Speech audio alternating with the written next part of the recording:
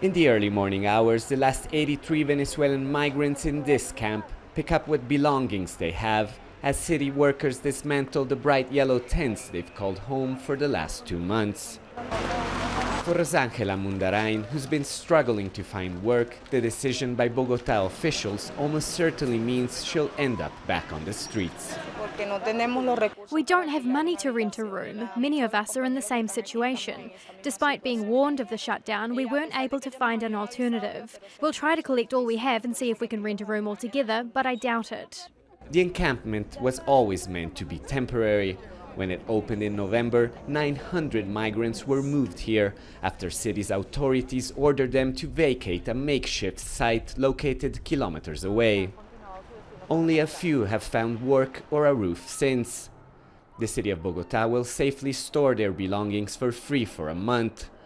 It's also offered free transportation to those Venezuelans who find a place to stay. Buses have also been arranged for those who want to head to the border to return home. Gabriela Morales was 5 months pregnant when she left the Venezuelan city of Maracaibo with her husband and daughter.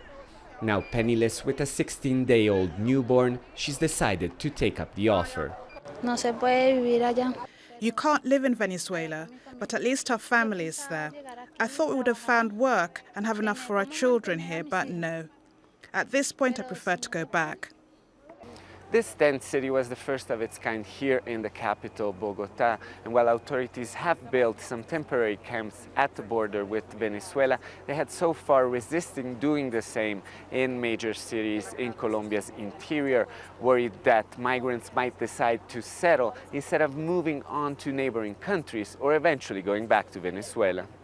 This camp was an answer to a particular situation we'd had of very precarious settlements in a location of Bogota that were illegal. This is a one-time solution, and unless there's something exceptional, we are not going to see any more camps.